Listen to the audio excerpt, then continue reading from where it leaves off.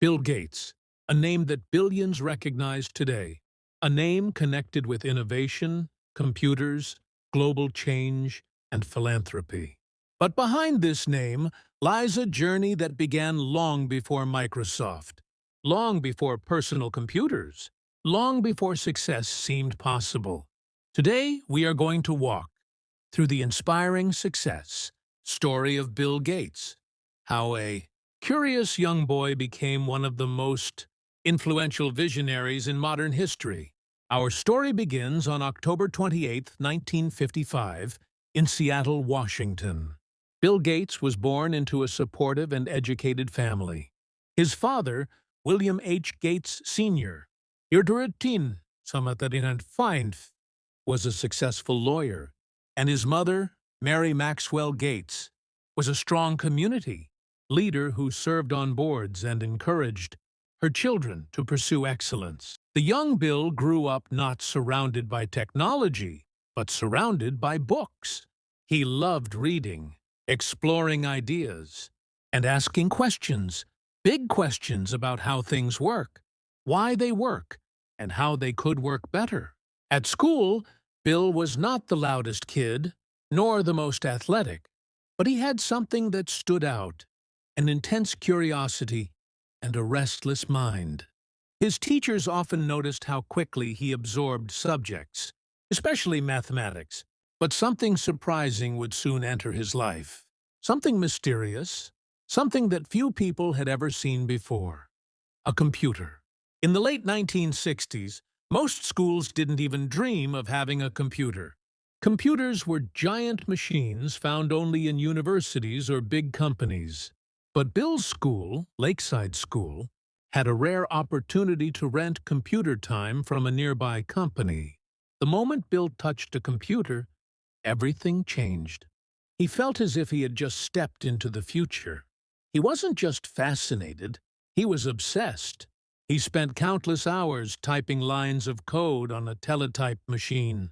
He experimented, wrote programs, and even broke the computer's security system, not to cause harm, but to learn.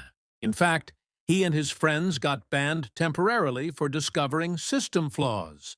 But ironically, this curiosity made the computer company hire them to find bugs. Bill was still a teenager, yet he was already solving real-world problems with programming. During these early days, Bill formed a powerful friendship with someone who shared his passion for computers. Paul Allen. Paul was older, quieter, but brilliant in his own way. Together, they discussed future possibilities, imagining a world where computers would not be giant machines, locked in rooms but small devices, used by everyday people. This was a vision no one else believed in at the time. As years passed, Bill continued exploring technology, but he was also excelling academically. He graduated from Lakeside and was accepted into Harvard University, one of the most prestigious institutions in the world. Family and society expected him to become a lawyer like his father. But deep inside, Bill knew that law wasn't his future. His heart had already chosen another path. At Harvard, Bill studied mathematics and computer science.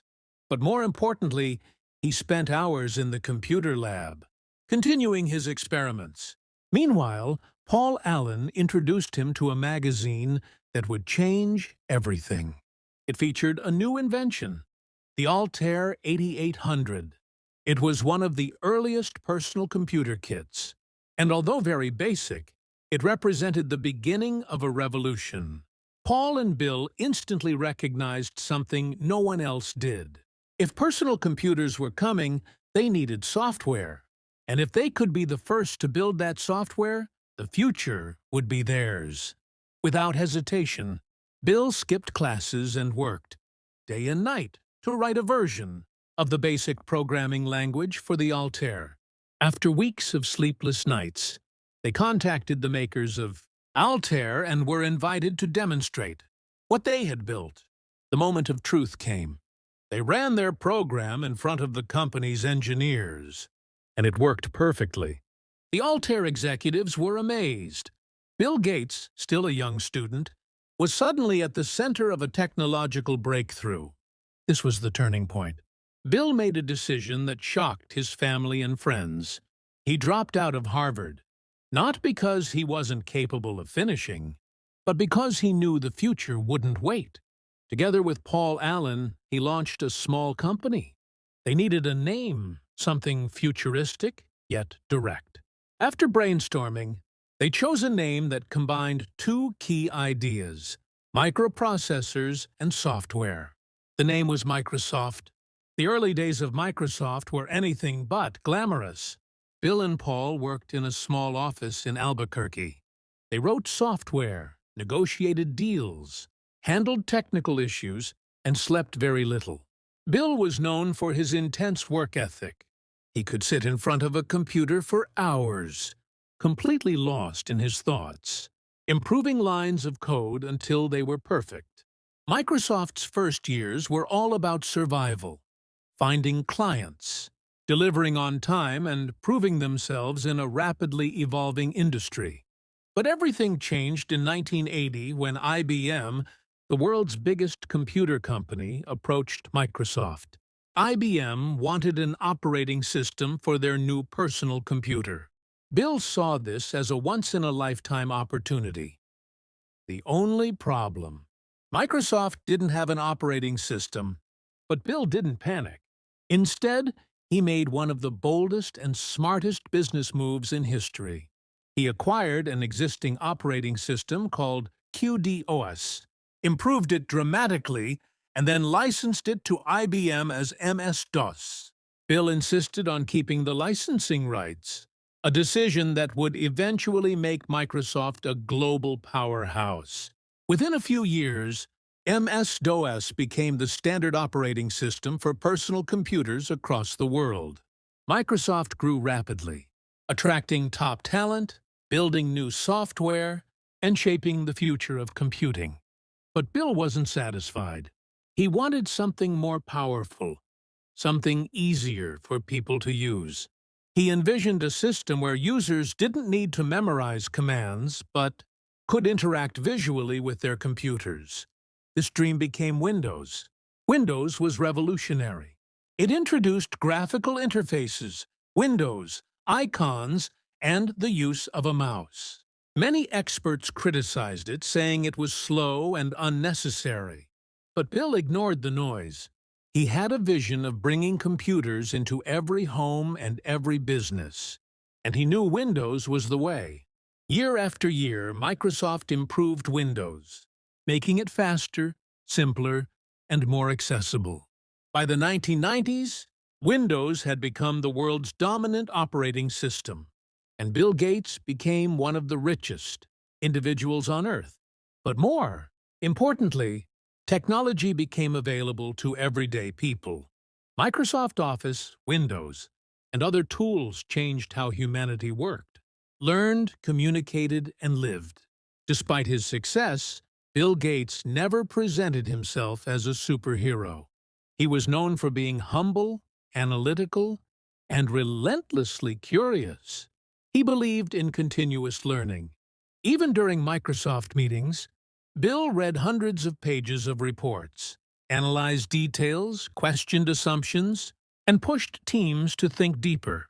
His leadership style was intense, but it encouraged innovation. But Bill's story doesn't end with Microsoft. In 2000, together with his wife Melinda, he launched the Bill and Melinda Gates Foundation.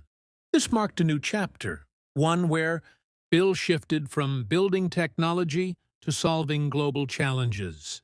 The foundation focused on global health, education, poverty, and vaccines.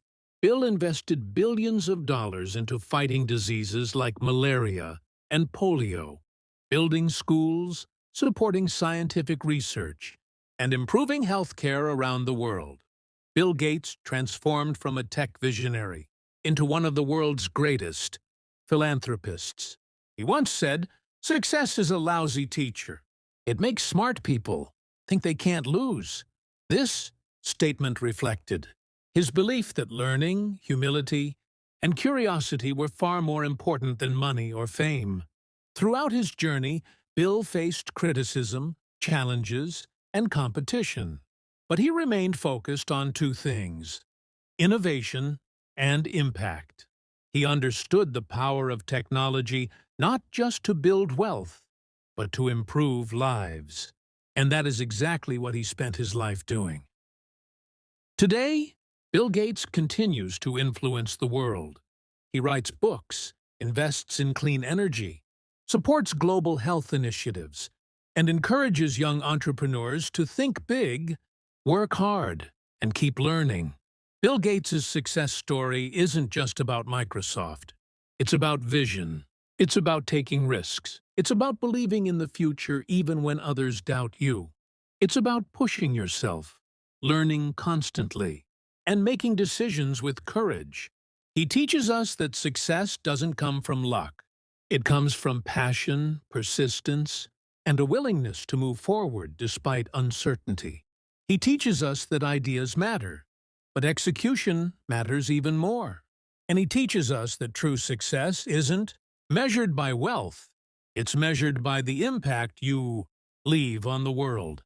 From a curious boy in Seattle to a college dropout, from a startup founder to a global icon, Bill Gates proves that with the right mindset, the right vision, and the right dedication, even the impossible becomes possible.